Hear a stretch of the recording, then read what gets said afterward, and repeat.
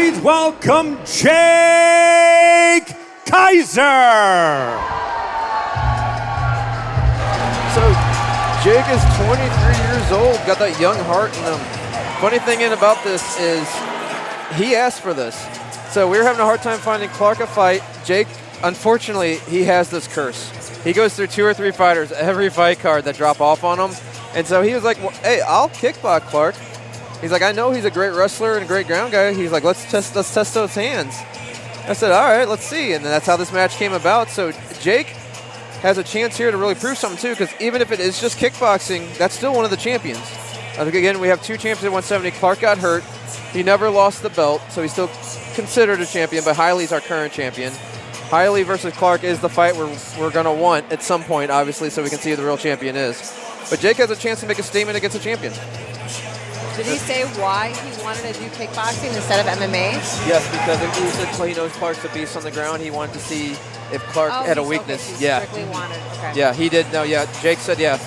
I mean, because if you go on paper, the matchup wouldn't make sense if you did MMA. Okay. But kickboxing, with the fact that Clark, we don't know if he has hands, made more sense. Well, after this, it might set it up for something else It might. later on down the road. Yeah. We'll either see Clark has hands and make it harder on us, or Jake will make a statement with his hands and, be one of the champions. Which could boot him back into, And now introducing his opponent, Clarkston Stith. Here out of the red corner, we have Clark, the Menace Stith. Now, he is 6 feet, he is 25 years old, and he's coming in 2-0 off of MMA, but this is a kickboxing match that we were just talking about that he's taking for the first time. He has had in his MMA career a submission and a TKO by strikes in the first round. Now, he was the 170 champion, but this is going to be a different game plan. Okay, so we have different gloves that we're working with here. It's going to be different because we don't have the ground to work with, so it's going to be very interesting to see what both guys who have been in here for MMA now have to get in the mindset of kickboxing. They're going to be 2-minute rounds, so it's going to go a little bit faster pace, so I'm excited to see that. And he's out of the Wolves' Den under Andrew Ebers and Jordan Dowdy. So we know his ground game is great. Now I want to see the striking that we have going on here. Also, we have, if you have anyone at home can see, Sean Woodson of UFC is here with us. He is going to be in the corner. Please watch your cameras. Again, you'll see Sean Woodson right there with him. So he has some really great teammates to work with, yes. Again, we have a lot of great talent here in St. Louis, and we're just watching more and more up-and-coming guys right now.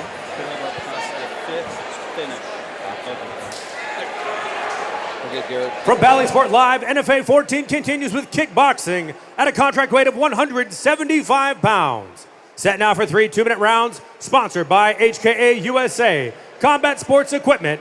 Find them at hkausa.com. And now introducing first, the blue corner. Standing 5 feet, 11 inches tall, weighing 173 1/2 pounds. With a record of 1 win, 2 losses in MMA, tonight he makes his kickboxing debut, representing Wise Warriors and fighting out of St. Louis, Missouri, Jake Just Bleed Kaiser.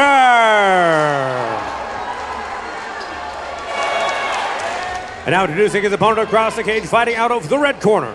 Standing 6 feet tall, weighing 173.6 pounds. Undefeated in MMA at 2-0. He is also making his kickboxing debut, representing Wolf's Den Training Center. He fights out of St. Louis, Missouri, Clarkston, the Menace Stith. Your referee for this contest, Josh Stewart. So I do want to mention, though, Ray Norris, lots of history there. He's, a veteran coach, so I don't want to take away from the Wise Warriors coaching either. Not that this is going to help out Clark, but his birthday is the same day as Batman. Oh, nice. The fact you know that, too, that's some random Or Batman Day. trivia. Trivia. Here we go. This is one of those weird things, though. Clark's been a dominant 2-0 champion. Jake does have the experience. Nice tape out of Clark.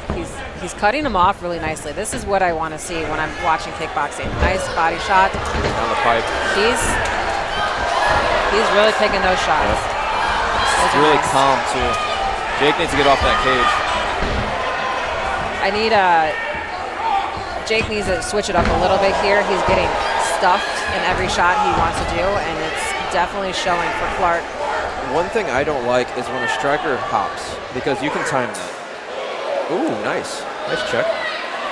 But yes, I don't like a lot of tempo. You can definitely read what's about to happen, and it looks like Clark is reading everything Jake is about to do right now. Yeah, Jake does a little step right before he throws, and that's going to be picked up on, obviously. Clark is aiming his eyes like a laser right now. He looks like he's exactly knows what he's doing. He's looking good, too, honestly. Those hands are looking pretty good. And there's another nice body shot, kind of stopped him in his tracks right there. Oh, nice uppercut. Yeah, Clark's looking really well, overwhelming him.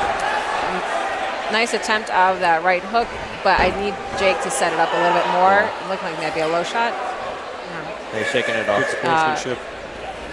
So cutting off the cage, instead of chasing someone around, it's going to tire out and put a little bit more pressure on the other opponent. Clark is doing a great job by that. He's really showing what he has striking-wise. Jake is holding in there. Yeah, Jake's not looking bad. It's just Clark seems like he has a game plan that he's just pushing through. And Mike, that body shot. That 10. Oh, yep, and he made it to the bell. All right. Clark is not out of breath. No, he looks he's in the zone. He is not out of breath. He looks steady. Yeah, Jake needs to calm down just a little bit. Try not to hop before he throws either. He's getting red. Clark needs to keep doing what he's doing, basically. He's kind of picking his shots and having his way a bit. I think Clark is doing a great job controlling the cage, cutting him off, picking his shots where he needs it, and it's really showing, I think, over on Jake's side. Jake is looking really winded. I'm sure those body shots have something to do with it. Absolutely, I was thinking that too. Yep. Yeah, those was some flush shin. It was shin too on that body. Again, like we were talking about the earlier fights, I'd like to see them set it up a little bit more. When you can read someone coming in, it's hard to just run and jump in with a shot because you're going to eat something on the way in. Absolutely. Start round 2. Let's see what we have. Well, you know, Jake's kind of a hell raiser. He likes to go in there and bang, and that might be hurting him because Clark's staying calm and picking his shots. Yes, and it depends. I'm curious as to what his corner was telling him as far as what the second round should be looking like. Good sportsmanship. He might be keeping his range a little bit more, possibly. Got a job that you got that cheap for your range. Yep. Oh, nice kick. Another body shot for that. It's that overhand right he's throwing, keeps landing right on his mark. It's another big kick.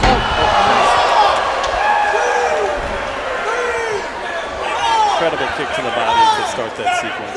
Again, he threw that really big hook again, but it leaves him open when he's throwing just one big shot like that. You need to set it up. You need to have a kick to follow behind or a punch. There goes a knee. Clark with a little slip there. Yeah, I think Clark sees that he's just killing that body right now. I'd like him to forget the kicks aside from his teep right now and just work his hands a little bit more. I agree with that, yeah. He needs to change something up, obviously. Yes. There you go, fire back. I got Clark back a bit. He's there we go. Okay. Okay, we got a phone booth fight. And he's down. He's down, yep. Body. That was the body. His body's taking a beating. Yeah. He's taking a lot of shots, and he's standing up. Back up and ready. Back up. Hey, he's tough. That's what we were talking about. Clark's ready. That's what he said. He's bringing the toughness that his opponent can't match. And Clark said he's going to bring that explosiveness. That body's got to be tender now, though. It could take just one more shot. Yeah. Especially if it's any liver. I don't know if it's liver damage or not, but. He's trying to stay in there. I want him to be busier with his hands to kind of counter what Clark is bringing in there. There we go. That looked a little low. Yeah. He's still up. Very clean shots out of Clark. Gonna do standing. There we go. 14 seconds left. Another body shot. Another body shot. Woo.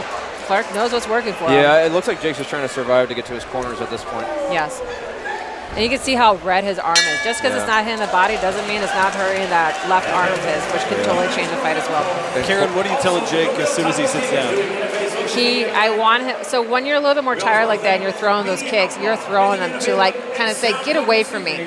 And I don't like to see a lot of get away from me shots. I'd rather him be busier, like I said, with his hands to stuff Clark from coming in. And when he was being a little bit more active to our left here, it benefited him. So here's our replay.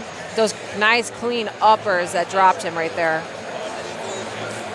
We've seen a lot of nice body shots. I'm glad, because a lot of people don't, when they're newer in the game, they don't think too much about that. And it's been successful for everyone fighting tonight. Yes, everybody at home that's training. I know the headshots look cool, but Yes. the body can really do a lot of damage. Yes. So, and we can see Jake over here right now. He's feeling it, but he's a tough kid. He's going to get back up. And this is the longest now that we've had this fight, so this is great. Yep, absolutely. Are you telling Clark to go back out there and basically just replicate the first round, some of the second round? What are you saying to Clark?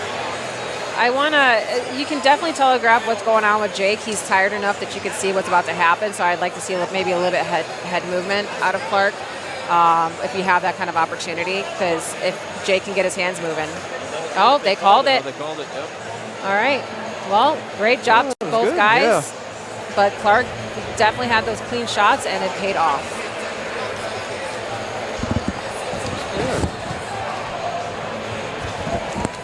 So that answered one of our questions. Clark does have hands, so. But Jake is a tough kid, and we've been preaching that. You know, Wise Warriors, they're a tough gym. Jake held in there as long as he could, and I mean, Jake stepped up. This was, like I said, Jake wanted this. He stepped up. So my hat's off to him. Clark was just the better man tonight.